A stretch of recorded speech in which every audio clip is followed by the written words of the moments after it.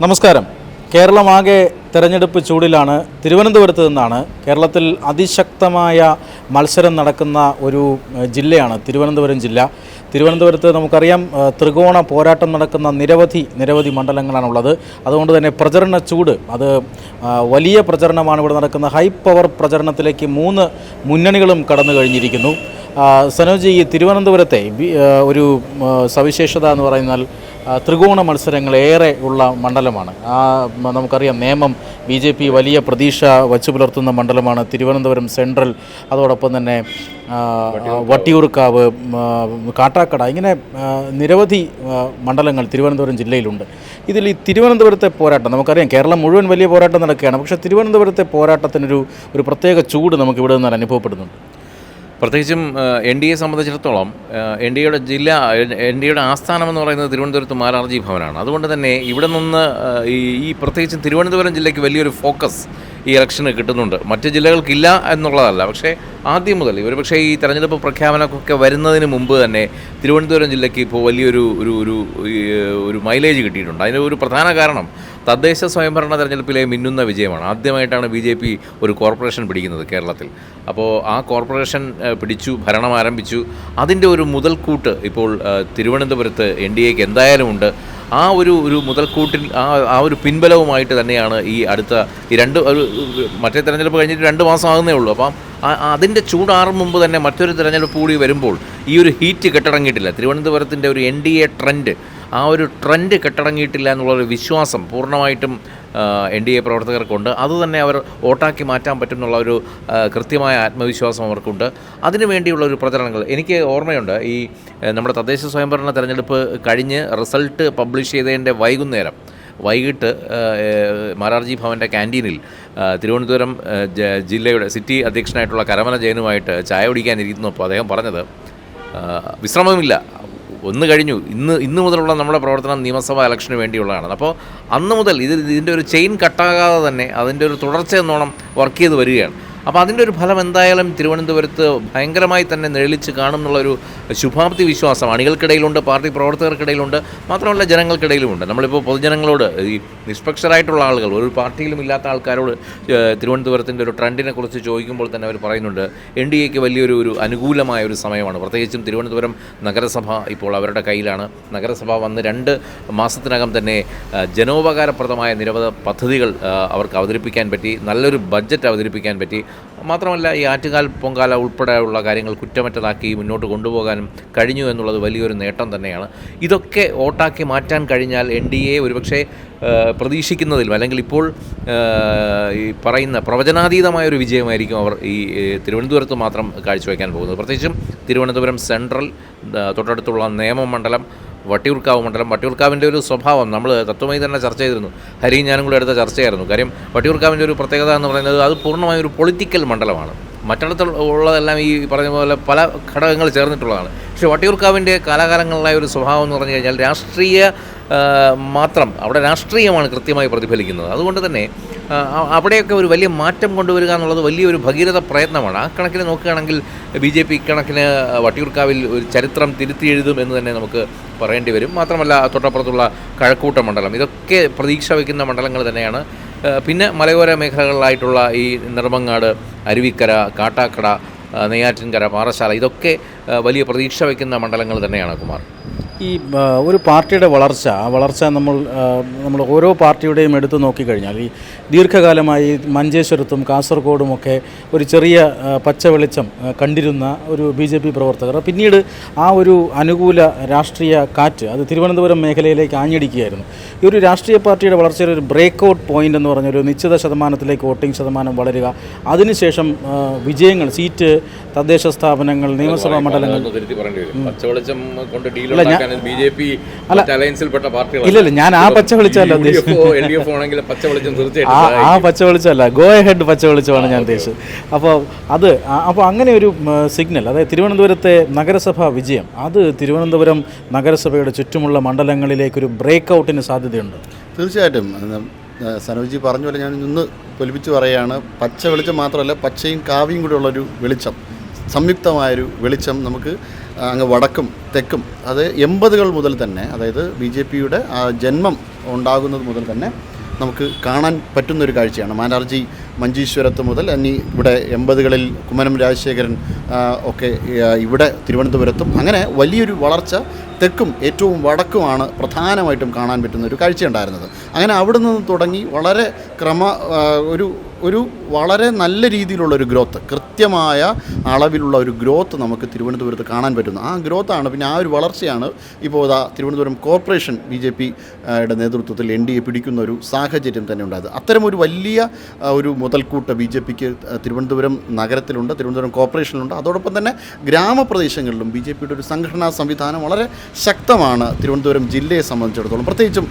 നമുക്ക് സംസാരിച്ച വട്ടിയൂർക്കാവ് കോൺസ്റ്റിറ്റ്യുവൻസിയെ സംബന്ധിച്ചിടത്തോളം വളരെ ശക്തമായ സംഘടനാ സംവിധാനം വട്ടിയൂർക്കാവുണ്ട്. അതോടൊപ്പം തന്നെ കഴക്കൂട്ടത്തായാലും നേമത്തായാലും ഒക്കെ വളരെ ശക്തമായ സംഘടനാ സംവിധാനത്തോടു കൂടി പ്രവർത്തിക്കുന്നത്. സെൻട്രൽ കോൺസ്റ്റിറ്റ്യുവൻസിയിലും തിരുവനന്തപുരം നഗര കേന്ദ്രീകൃതമായിട്ടുള്ള സെൻട്രൽ മണ്ഡലത്തിലും അത്തരത്തിലുള്ളൊരു ശക്തമായ സംഘടനാ സംവിധാനം തന്നെയുണ്ട്. അപ്പോൾ അതിൻ്റെയൊക്കെ ഭാഗമായിട്ടാണ് BJPക്ക് ആ ഒരു രീതിയിലുള്ള മേൽക്കൈ ലഭിക്കുന്നത്, NDAക്ക് ആ രീതിയിലുള്ളൊരു മേൽക്കൈ ലഭിക്കുന്നത്. അതോടൊപ്പം തന്നെ നേരത്തെ സൂചിപ്പിച്ചതുപോലെ തന്നെ വളരെ കൃത്യമായ അളവിൽ കൃത്യമായ രീതിയിൽ തന്നെ ഒരു പുരോഗമനം BJPക്ക് ഒരു പ്രോഗ്രസ് തിരുവനന്തപുരം ജില്ലയുടെ എല്ലാ ഭാഗങ്ങളിലും ഉണ്ട്.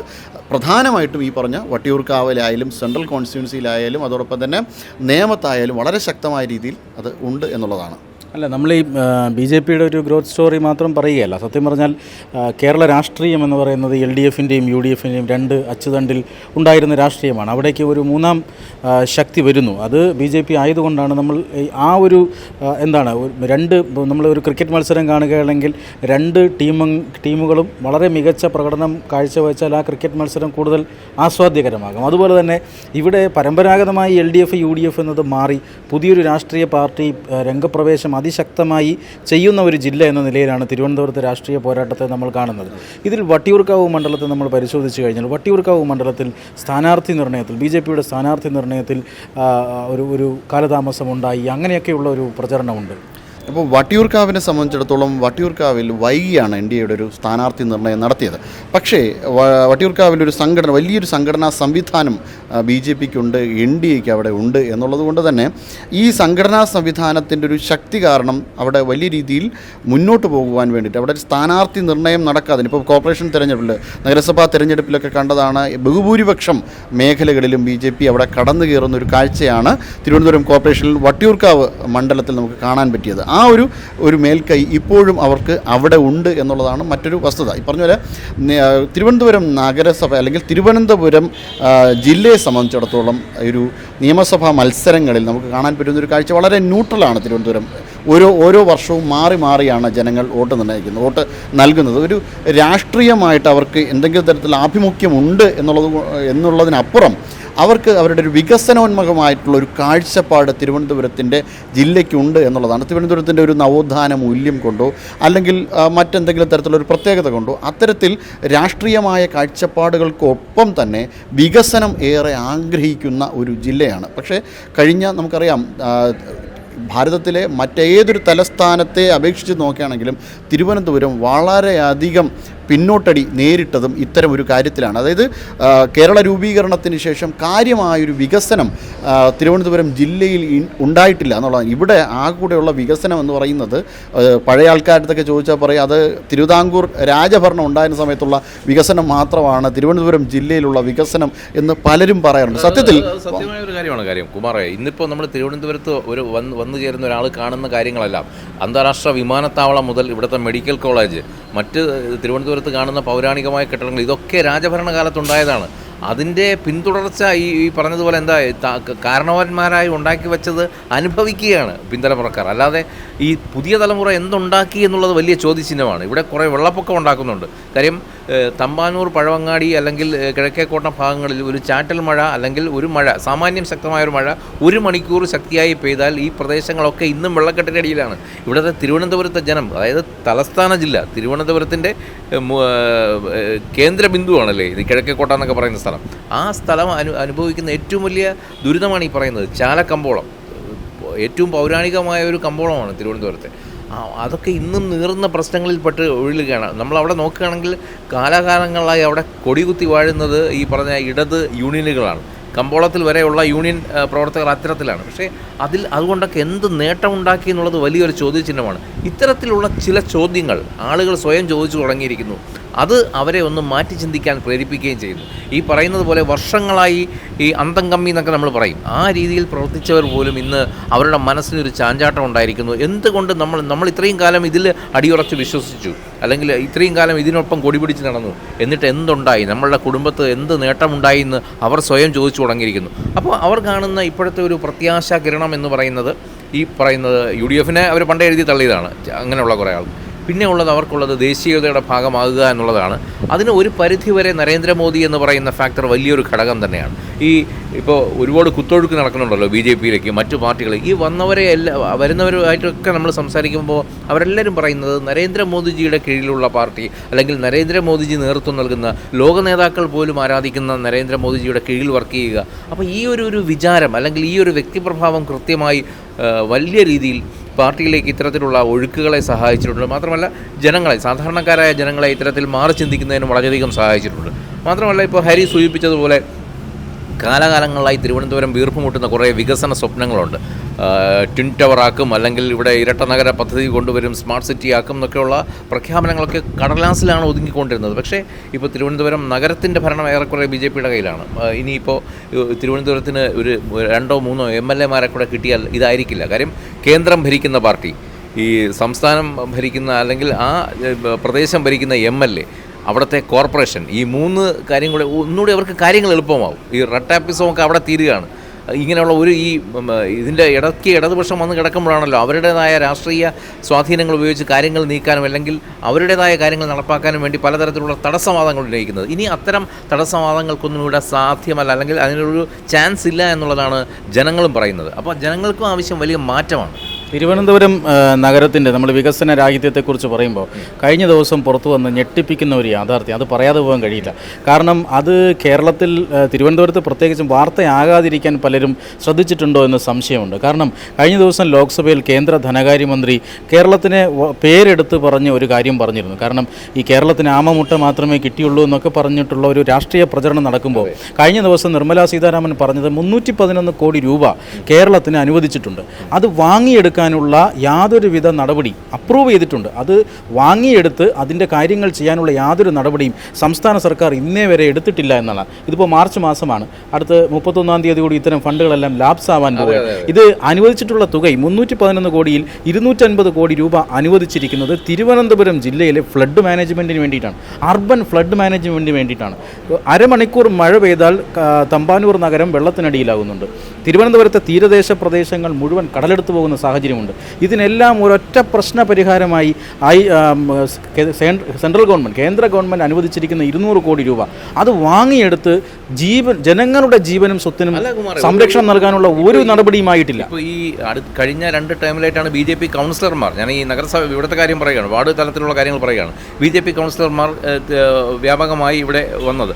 അതിനു മുമ്പ് UDF-ഉം LDF-ഉം മാറി മാറി ഭരിക്കുമ്പോൾ പരമാവധി ഒരു വാർഡിൻ്റെ വികസനം എന്ന് പറയുന്നത് അവിടെ ഒരു ഹൈമാസ്ക് ലൈറ്റ് സ്ഥാപിക്കുക എന്നുള്ളതാണ്, അല്ലെങ്കിൽ ഒരു വെയിറ്റിംഗ് ഷെഡ് പുതുക്കി പണിയുക എന്നുള്ളതാണ്. അതിന് പോലും വലിയ രീതിയിലുള്ള തുകകളാണ് ഇവർ എഴുതിയെടുത്തുകൊണ്ടിരുന്നത്, ഇല്ലേ? ചെറിയ വെയിറ്റിംഗ് ഷെഡ്, നമ്മൾ കാണുന്ന 4 തൂണും ഒരു സ്ലാബും ഇട്ട വെയിറ്റിംഗ് ഷെഡിന് പോലും നമ്മളതിൻ്റെ നിർമ്മാണ ചുമതല നോക്കുകയാണെങ്കിൽ ലക്ഷങ്ങളുടെ കണക്കാണ് അതിന് പിന്നിലുള്ളത്. ഹൈ മാസ്ക് ലൈറ്റുകൾ, അതിനപ്പുറം ഒരു വികസനം ഇവിടെ ഒരു വാർഡും കണ്ടിട്ടില്ല.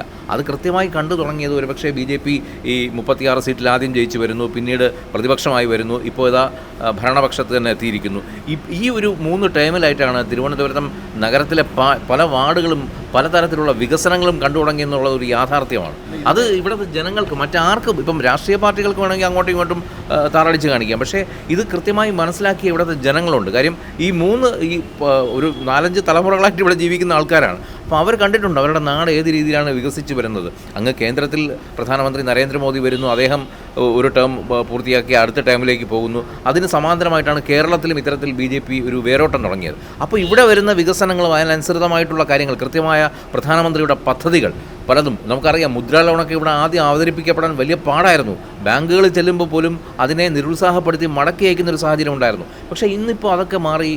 ആളുകൾക്ക് അങ്ങോട്ടറിയാം പ്രധാനമന്ത്രിയുടെ പദ്ധതികൾ എന്താണ്, കൃത്യമായി ഏത് പദ്ധതിയിലാണ് അവർ ഉൾപ്പെടേണ്ടതെന്ന് അങ്ങോട്ട് പോയി ചോദിച്ച് വാങ്ങിക്കേണ്ട ഒരു സ്ഥിതിവിശേഷമുണ്ടായി. അതിപ്പോൾ കൃത്യമായി കിട്ടുന്നുമുണ്ട്. അപ്പോൾ ഈ കാര്യങ്ങളൊക്കെ അതിനു മുമ്പ് വരെ ഈ ഫ്ലക്സ് വെച്ച് PR വർക്ക് മാത്രമേ ഇവിടെ ഉണ്ടായിരുന്നുള്ളൂ, ഇല്ലേ? കേന്ദ്രം കൊടുക്കുന്നു, ഇത് വാങ്ങിച്ചിവിടെ ചിലവാക്കുന്നു, ഫ്ലക്സ് വയ്ക്കുന്നു. അതിനപ്പുറം സംസ്ഥാനത്തിന് ചെയ്യാൻ മറ്റു കാര്യങ്ങളൊന്നുമില്ലായിരുന്നു.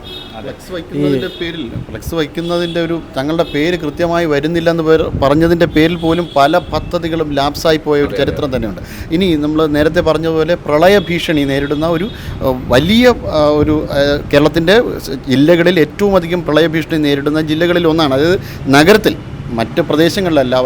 ഇപ്പോൾ എറണാകുളം പോലെ മുങ്ങിപ്പോകുന്ന ചതുപ്പിൽ നിൽക്കുന്ന ഒരു ജില്ലയൊന്നും അല്ല തിരുവനന്തപുരം. പക്ഷേ കേരളത്തിൻ്റെ ജില്ലകളിൽ ഏറ്റവും അധികം, അതായത് ചെറിയ ചാറ്റൽ, നേരത്തെ നമ്മൾ സൂചിപ്പിച്ച പോലെ ചാറ്റൽ മഴ വന്നാൽ പോലും വെള്ളം പോകുന്ന ഒരു സാഹചര്യം നഗരത്തിലുണ്ട്. അത്തരമൊരു സാഹചര്യം എങ്ങനെ ഉണ്ടായി എന്ന് ചോദിച്ചു കഴിഞ്ഞാൽ അതുപോലും ഇവിടുത്തെ ആളുകളുടെ കെടുകാര്യസ്ഥത കൊണ്ടാണ്, ഇവിടുത്തെ ഭരണകർത്താക്കന്മാരുടെ കെടുകാര്യസ്ഥത മൂലമാണ് ഉണ്ടായത്. പ്രമുഖമായിട്ടുള്ള 2 പത്രങ്ങൾ, 2 മാധ്യമങ്ങൾ ഈ പറഞ്ഞ പോലെ ആമയിഴഞ്ചാൻ തോടിൻ്റെ സമീപത്ത് അവരുടെ ആവശ്യങ്ങൾക്ക് വേണ്ടിയിട്ട് ഈ തോട് ചെറിയ രീതിയിൽ ഡൈവേർട്ട് ചെയ്യുന്ന ഒരു കാഴ്ച തന്നെ നമുക്ക് തിരുവനന്തപുരത്ത് കാണാൻ പറ്റും.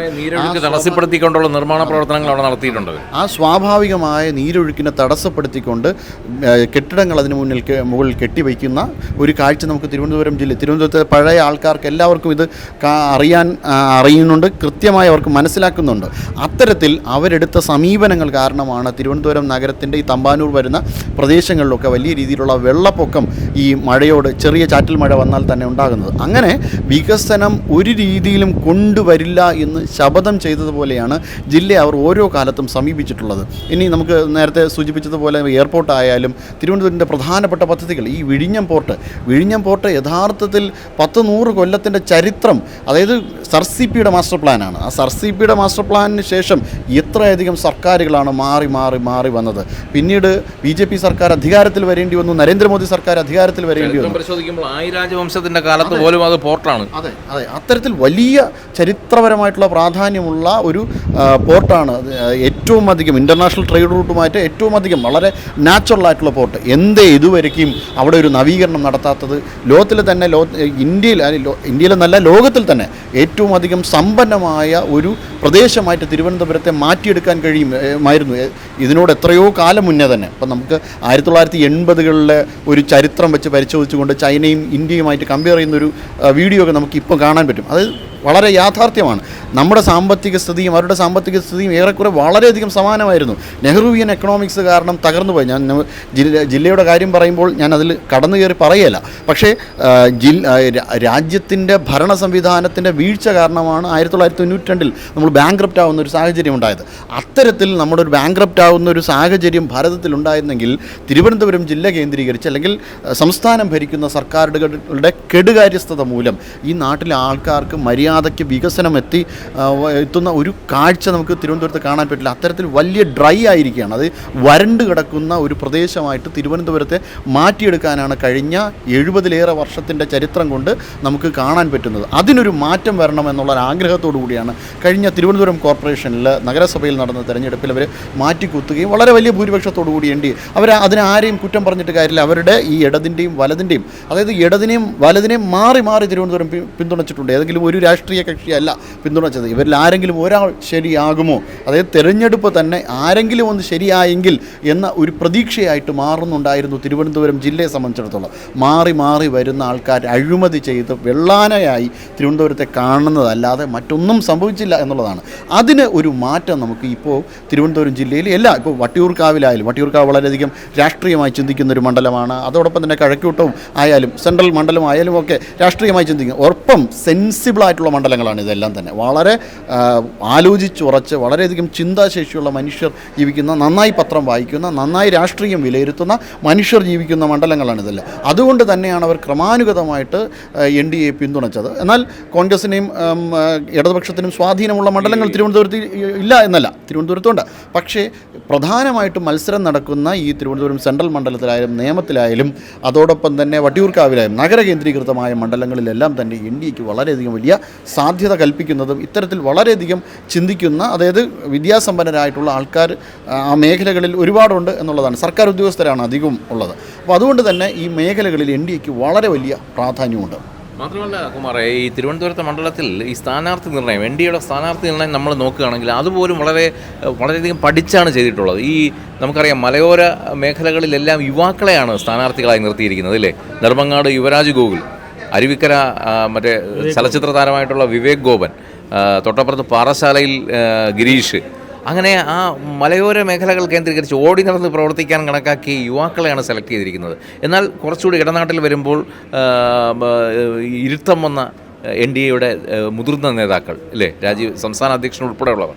നേമത്ത് രാജീവ് ചന്ദ്രശേഖർ തന്നെ മത്സരിക്കുന്നുണ്ട്, വട്ടിയൂർക്കാവിൽ ശ്രീലേഖ IPS ആണ്, തൊട്ടപ്പുറത്ത് കഴക്കൂട്ടത്ത് വി മുരളീധരനാണ്. അങ്ങനെ ആ ഒരു ഇരുത്തം വന്ന കാട്ടാക്കടയിൽ PK കൃഷ്ണദാസുണ്ട്. നെയ്യാറ്റിൻകര നോക്കുകയാണെങ്കിൽ ആ നാട്ടുകാരനായിട്ടുള്ള അവിടുത്തെ വികസനം പരമാവധി അവിടുത്തെ ആൾക്കാരെ സഹായിക്കാൻ പ്രാപ്തിയുള്ള ചെങ്കൽ രാജശേഖരൻ. കോവളത്ത് വരികയാണെങ്കിൽ TN സുരേഷ്. ഇത് അങ്ങനെ പ്രാദേശികമായി പോലും അവരോട് അവിടുത്തെ ജനങ്ങളോട് എങ്ങനെ ഇഴുകിച്ചേരും എന്നൊക്കെയുള്ള വളരെയധികം വലിയൊരു കാൽക്കുലേഷൻ നടത്തിയിട്ടാണ് സ്ഥാനാർത്ഥികളെ നിർണ്ണയിച്ചിട്ടുള്ളത്. തിരുവനന്തപുരം സെൻട്രലിൽ കരമന ജയൻ അല്ലാതെ നമുക്ക് മറ്റൊരാളെ ഇപ്പോൾ ചിന്തിക്കാൻ പറ്റുന്നില്ല. കാര്യം തിരുവനന്തപുരത്തിൻ്റെ പൾസ് കറക്റ്റ് അറിയാമെന്നുള്ള, തിരുവനന്തപുരത്തിൻ്റെ ഹൃദയഭാഗത്തുള്ള കരമനയിൽ ജനിച്ചു വളർന്ന, അപ്പം കഴിഞ്ഞ ദിവസം അദ്ദേഹവുമായി സംസാരിച്ചപ്പോൾ അദ്ദേഹം തന്നെ പറഞ്ഞു, ഞാൻ ഇവിടെ ഉള്ളവർക്ക് ചേട്ടനാണ്, ജയ അണ്ണ എന്ന് വിളിക്കുന്നവരുണ്ട്, മോനെ ജയ എന്ന് വിളിക്കുന്നവരുണ്ട്. അപ്പോൾ എല്ലാ വിഭാഗങ്ങളുമായും ചേർന്ന് നിൽക്കുന്ന ഒരു ആൾ എന്നുള്ള രീതിയിൽ. പിന്നെ പൊതുവേ പറയാറുള്ള ഒരു കാര്യമുണ്ട്, ഇലക്ഷൻ എടുക്കുമ്പോൾ തീരദേശം ഇപ്പോഴും NDA അല്ലെങ്കിൽ BJP സ്ഥാനാർത്ഥികൾക്ക് ഒരു തീണ്ടാപ്പാട് അകലെയാണ്. തീരദേശം അവർക്കല്ല, തീരദേശത്തെത്തുമ്പോൾ UDF ആ ഒരു ട്രെൻഡും ക്രമേണ മാറി വരുന്നുണ്ട് എന്നുള്ളതാണ് നമ്മുടെ ഒരു കാൽക്കുലേഷൻ.